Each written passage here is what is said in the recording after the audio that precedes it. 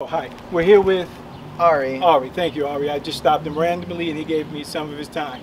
I'm going to ask you three questions and you just tell me from your own perspective what you think about what I've said. All Okay, right. share that with us. Do you believe in God? Yes and no. Okay. Do you want to elaborate or do you want to leave it there? Basically, I believe in God as sort of the unanimous, omnipotent force of nature that sort of controls, guides, runs throughout the entirety of the universe, not necessarily as a specific being or a specific entity, but more as the whole of perceived reality itself. Okay. So God is reality as you perceive it. Okay. Can you tell me why or how you came to that conclusion? Just nothing deep, but how did you surmise that that's what you believe it that way?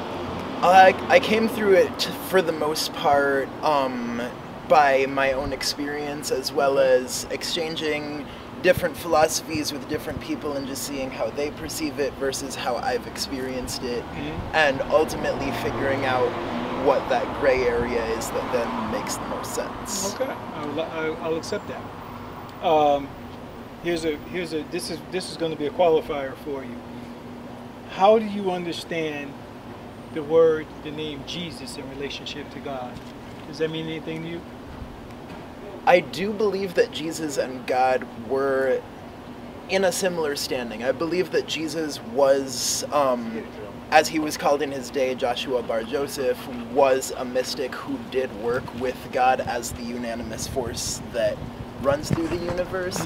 I don't believe that he was a manifestation of God, but rather someone who had such a deep understanding of people, of you, of me, of everything around us, that he was able to use what we would now call magic to sort of do the healing that he did, a lot of which was through Reiki, a lot of which was just through understanding, through psychology, through knowing how it all works.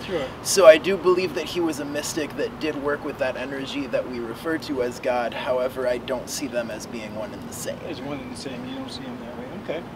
So do you believe that, as the Bible states, that Jesus is the Savior of the world? Do you believe that?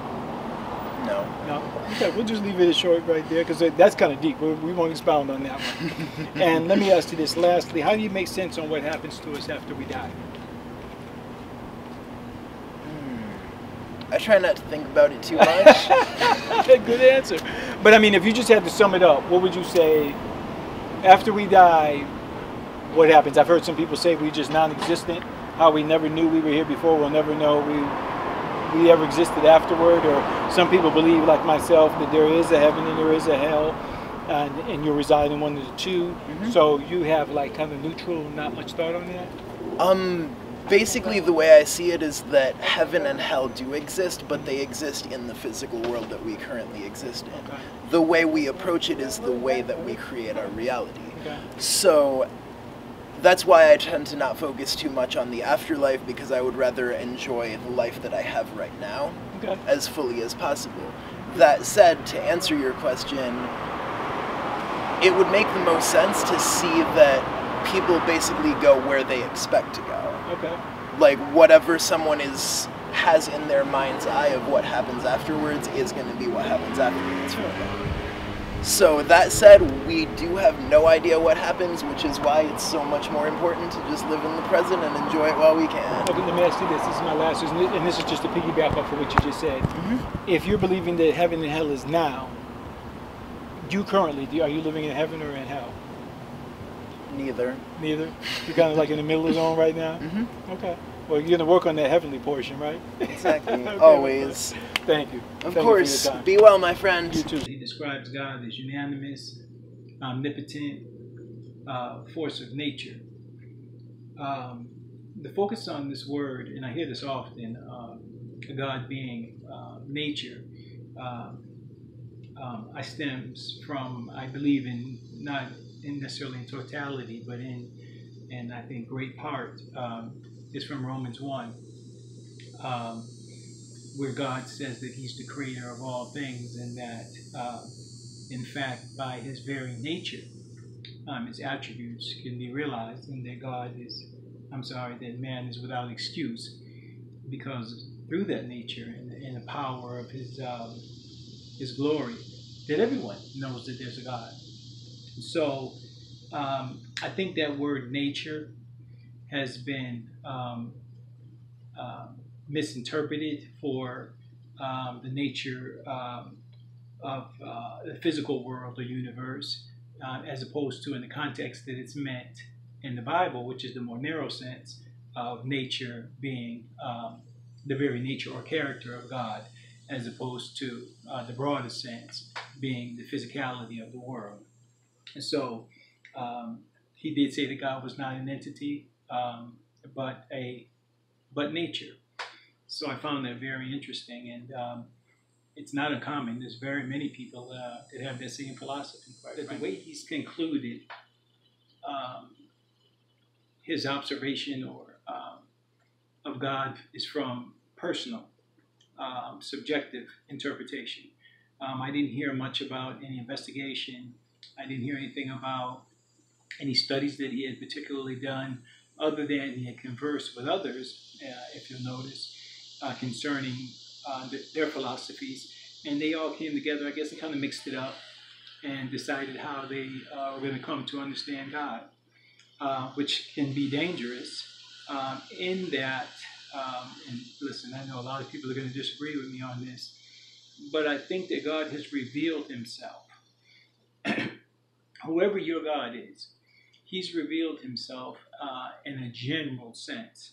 And so he wouldn't be something to, if he's the God to everybody that believes, then he wouldn't reveal himself to you in a specific way and then reveal himself to me in a specific way. I'm not talking about the way that you come about to understanding it.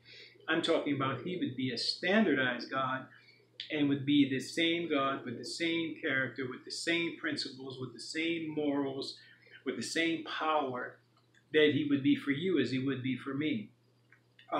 It just sounds a little bit too abstract for me to believe that, any God that you would want to believe in would be willy-nilly. So I think that we need a source of something to believe in. We need to do some investigation into a record of whatever God it is that we believe in, and see if that balances well with our good conscience, our rational minds. I mean, honestly, and see if it sits well and bodes well with the common sense that God has given. When asked about Jesus, as you've noticed, there was a quick no. It was a quick yes that Jesus exists, but like we've heard so many times, as a prophet, as a wise man, but that he did not believe that that Jesus was the manifestation of God, which in fact the Bible says that he is. Jesus himself, according to the historical record, i.e. the Bible, states that he is the Son of God and that he and the Father are one, and that when you've seen him, you've seen the Father. So I don't know how that can be misconstrued, but maybe people just don't want to believe that for whatever reason it may be. There's a biblical record, reasoning, but we'll go into that another time. But it seems to, I'll give you an example, because a lot of this comes from people's lack of not wanting to believe the authority of the Bible. I have a friend who, not long ago, and he's someone that I'm pseudo-mentoring, and he went and bought some beads, a rock on a string that was encased in a cute old circular type thing. And we got to talking one day, and I asked him, what was the significance of that rock? And he told me that it was some form of energy or something stemmed from it. And I asked him, how did he know that? And he told me because the young lady that sold it to him in the mystic shop told him so. And I said, how did she come to that conclusion? And he told me she went and got a book. Well, this same gentleman is one that questions the authority of the Bible, but yet and still would want to trust in the ramblings of some literature that is seeking to explain the power and the energy that comes from a rock. Now, for me, that just doesn't make sense. So it doesn't, it doesn't appeal to my logical mind. So I just ask people to allow themselves to be open and try to use the rationalization that God has given you so that you can make intelligent decisions. And that's on anything, generally. You'll notice that he didn't want to broach that subject too much concerning the topic of the afterlife. And I think that is, for people that don't have the hope that the Bible talks about, I think that is a peculiar place, an uncertain place. Because even if you don't believe that there's a God, you've certainly heard throughout your years about the mention of a place called heaven or hell.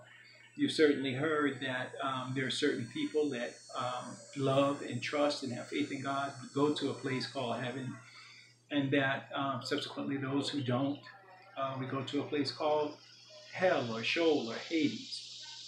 So I looked up the definition and the concordance for the word Hades, which is what's called in the Greek, the New Testament, and it's called the unseen place of departed souls, and souls being the mind, the will, and the emotions. In the Old Testament, the word Hades is never mentioned. It's called Abad, A-B-A-D, which is the Hebrew word, a verb for to perish. I went on BibleGateway.org to do a word search and found that in the New Testament, the word Hades appeared 9 times. So it is, according to the Bible, it is a place. Where and exactly what it is, no one knows. I certainly don't. But we do know that it exists. My friend went on to say that whatever we think happens is what happens, as though we can will ourselves into a better place if we chose to. And what I found most interesting is when I asked him, in accordance to a statement that heaven and hell was actually made according to the lives that we lead here on earth, I asked him, did he consider himself in heaven or hell? I found it interesting that he said. So I just want to reiterate that the purposes of these interviews that I'm doing and these little segments and interjecting my various viewpoints, the purpose of this is open up dialogue. It's not to refute what anyone believes. It's certainly not to call anyone a liar. It's certainly not to say that God does not exist. It's certainly not to call a fraud or anyone's religious or faithful belief, but it's a call to action, a call to examine what you believe in. Can, in fact, an animal or a rock or a stone or a piece of wood that was carved into a certain shape, can that actually be something that can be a benefit to either your physical or your spiritual well-being? And just to, as we grow in our lives, to consider these things and make some decisions that are based on intellectual and spirit-filled inquiries and searches, and that perhaps that we can all come to a good place, the place that I call heaven. God bless you. I'll see you next time.